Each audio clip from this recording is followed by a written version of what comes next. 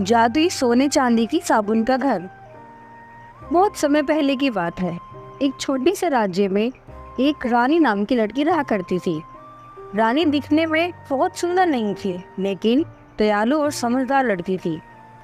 रानी के माता पिता की मौत कुछ साल पहले एक भयानक बीमारी के कारण हो गई थी।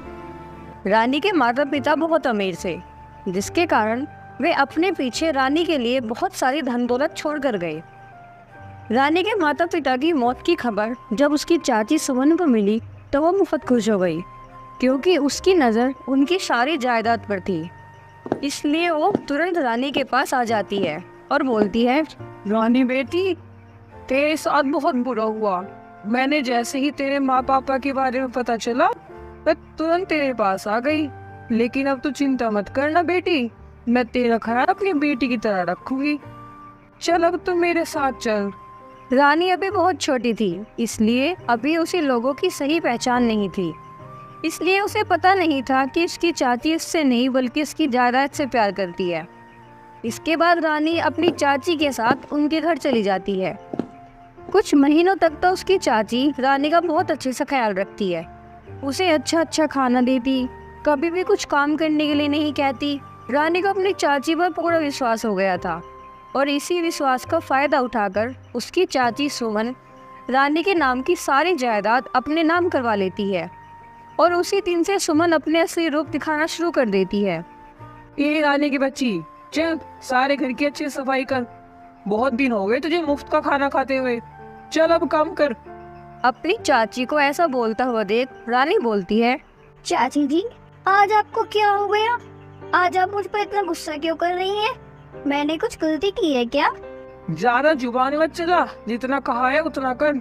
अपनी चाची को ऐसा बोलता हुआ देख रानी समझ जाती है कि उसकी चाची केवल उसकी जायदाद के कारण उससे प्यार दिखा रही थी, लेकिन अब बहुत देर हो चुकी थी। अब बेचारी रानी घर के सारे काम करने लग जाती है। रानी अपने साथ साथ सबके लिए खाना बनाती, घर की साफ सफाई करती। सुमन की एक बेटी भी थी जिसका नाम अर्पिता था। अर्पिता दिखने में तो बहुत खूबसूरत थी, लेकिन अपनी माँ की तरह ही घमंडी थी। एक दिन की बात है। रानी, ए रानी, अभी तक तुझसे मेरे कमरे की सफाई नहीं हुई क्या? इसके बाद तो दोपहर का खाना ही बनाना है। चल जल्दी हाथ चला। बस हो गया चाची जी, अभी खाना बनाने की तैयारी करती हूँ। ठीक है, खाना जल्दी बन जाना चाहिए। थोड़ी देर के बाद वहाँ अर्पिता आ जाती है। अर्पिता आने के बाद अपनी माँ सुमन से बोलती है, माँ, मुझे बहुत भूख लगी है, क्या अभी तक खाना नहीं बनाया क्या? नहीं बेटी, अभी इस कामचोर ने खाना बनाया ही नहीं। लेकिन तुम चिंता मत कर, मैं अभी बाजार से तेल ही कुछ मंगवा देती हूँ। बता क्या खाएगी? माँ, तुम ना मेरे लिए पिज्जा और बर्गर मंगवा दो। ए रानी, इधर आ। जा जल्दी मेरी बेटी के लिए बाजार से पिज्जा और बर्गर लेकर आ। इसके बाद सुमन रानी को पैसे दे देती है। रानी बाजार जाकर चाची के कहे अनुसार रानी सारा सामान खरीद कर ले आती है। रानी ने भी सुबह से कुछ नहीं खाया था, उसे भी बहुत तेज भूख लग रही थी, और घर लौटते वक्त वो मन ही मन सोचने लगती है, भूख तो मुझे भी लगी है, मन कर रहा है एक बर्गर निकाल कर खा लूं, लेकिन अगर चाची को पता चला तो बहुत मारेंगी। ऐसा सोचकर रानी अपना मन मारकर घर जाने लगती है। घर पहुंचकर उसकी चाची उससे बोलती है, आ गई महारानी, इतनी देर कहाँ लगा दी? जरूर कुछ ना कुछ खाने के लिए रुक गई होगी। ला ये खाना का सामान मुझे दे। मेरी बेटी को इतनी भूख लग रही है, और जाकर अपना काम कर। चाची जी, मुझे भी बहुत तेज भूख लग रही है, मुझे भी एक बर्गर दे दो ना। चल पहले जाकर घर का सारा काम निपटा, उसके बाद तो ये कुछ खाने को मिलेगा। बेचारी रानी भूखे पेट ही घर के काम में जुट जाती है। सारा काम खत्म कर जब रानी रसोई में गई तो प्लेट में बचा कुचा खाना पड़ा हुआ था। बेचारी रानी वही खाना खाकर स्टोर रूम में जाकर सो जाती है। कुछ महीने ऐसे ही बीत जाते हैं। फिर एक सुबह सुमन चाय पीते हुए अपनी बेटी को पुकारने लगती है, अर्पिता बेटा, जल्दी बाहर आओ, तुम्हें एक जरूरी बात बतानी है। क्या हुआ माँ? मैं अभी सो रही थी, जल्दी बताओ क्या बात है। अरे बेटा, तुम्हें पता है हमारे राज्य की महारानी दुर्गावती आज कई साल बाद विदेश से वापस आई है। उनके आने की खुशी में आज राजमहल में भव्य पार्टी का आयोजन हुआ है। जिसमें राज्य के रहने वाले सभी लोगों को आमंत्रित किया गया है। हम दोनों भी चलेंगे, इसलिए आज शाम को अच्छे से तैयार हो जाना। ये कह के सुमन अपने कमरे में चली जाती है। शाम के समय अर्पिता अपने कमरे में तैयार हो रही थी, तभी वहाँ रानी आती है और सुमन को तैयार होता हुआ देख रानी सुमन से बोलती है, अर्पिता, मुझे भी अपना मेकअप का सामान दो ना, मुझे भी तैयार होना है, मैं भी पार्टी में जाना चाहती हूँ। क्या कहा तूने? तुझे मेकअप करना है? पहले अपनी शक्ल जाके आईने में तो देख ले, काली बंदरिया। जितना तुम मेकअप करेगी तो फिर भी काली रहेगी, मेरे जितनी सुंदर कभी नहीं बन सकती। अर्पिता, अपनी सुंदरता पर इतना घमंड मत कर, एक दिन तेरी सुंदरता का सारा घमंड चकनाचूर हो जाएगा। क्या कहा तूने बंदरिया? तू मेरी सुंदरता देखकर जलती है ना? तभी वहाँ सुमन आ जाती है और आकर बोलती है, अर्पिता बेटा, तू अभी तक तैयार नहीं हुई क्या? ए रानी, तू यहाँ क्या कर रही है? जा जाकर घर का काम कर। देखो माँ, ये काली बंदरिया हमारे साथ राजमहल की पार्टी में जाना चाहती है। अर्पिता की बात सुनते ही सुमन रानी को जोरदार थप्पड़ लगा देती है और थप्पड़ लगाने के बाद बोलती है, तो तू हमारे साथ पार्टी में जाना चाहती है? तो जैसे काले को रोटी देगा, कोई दरवाजे पर पैर भी नहीं रखने देगा। मेरी एक बात कान खोल कर ध्यान से सुन ले, तू इस घर की नौकरानी है, अपनी औकात मत भूला कर, समझी? चलो बेटी अर्पिता, जल्दी से तैयार हो जाओ, वरना वहाँ पहुँचने में देरी हो जाएगी। कुछ देर के बाद दोनों माँ बेटी तैयार होकर पार्टी में चली जाती है।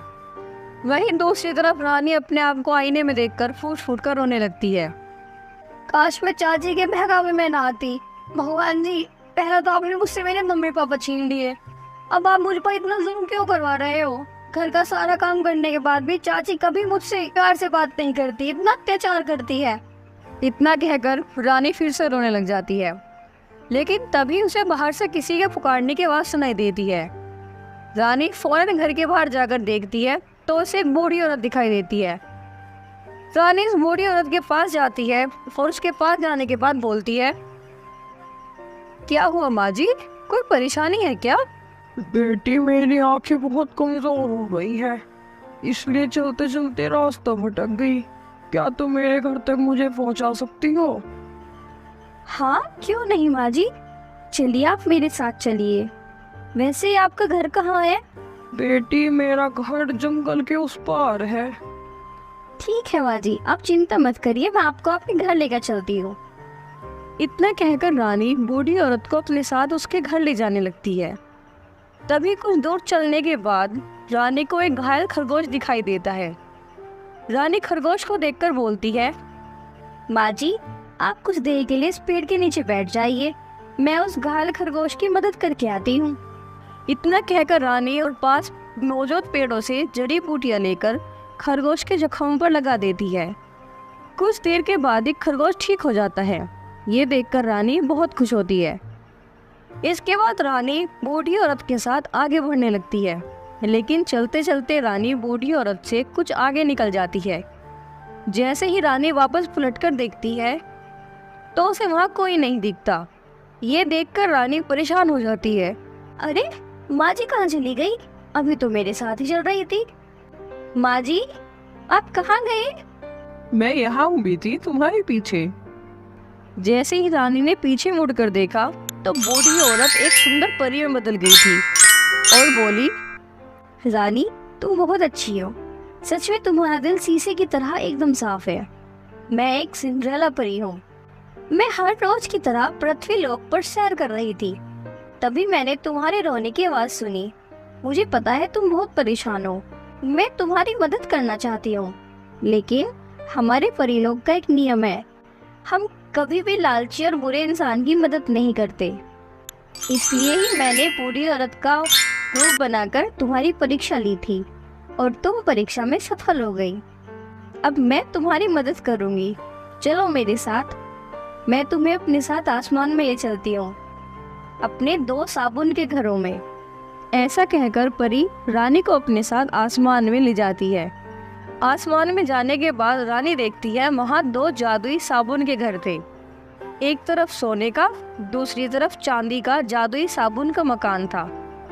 तभी परी ने अपनी जादुई की छड़ी घुमाई और जादुई साबुन घर में से 2 साबुन देते हुए बोली, रानी, ये लो, जादुई सोने और चांदी की साबुन। तुम एक बार सोने और दूसरी बार चांदी के साबुन से नहाना, फिर देखना तुम चमत्कार, तुम्हारा रंग रूप कैसा हो जाएगा।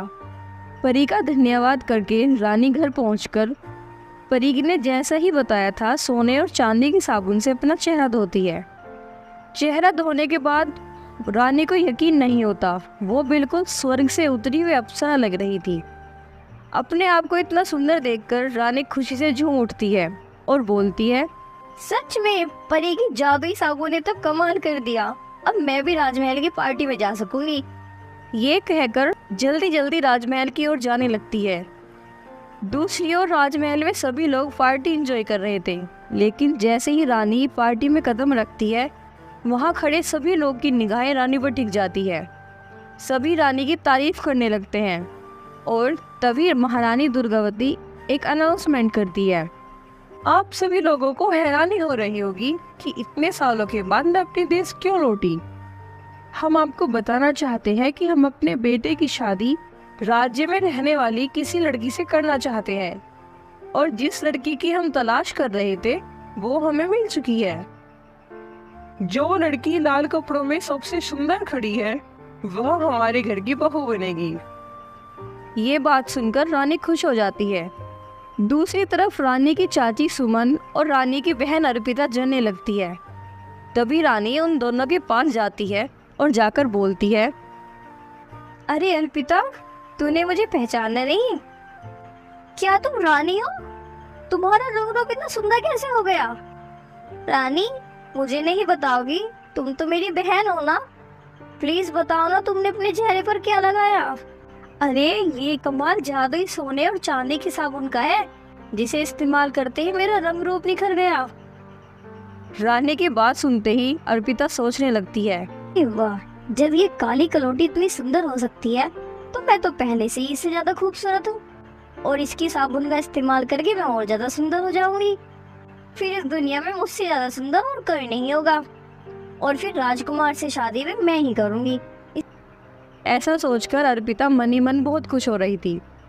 फिर घर पहुंचकर अर्पिता ने सोने और चांदी की साबुन को जैसे ही चेहरे पर लगाया, उसका रंग बिल्कुल काला पड़ गया। अरे ये क्या हुआ, मैं इतनी काली कैसे हो गई? अब मेरी शादी राजकुमार से कैसे होगी?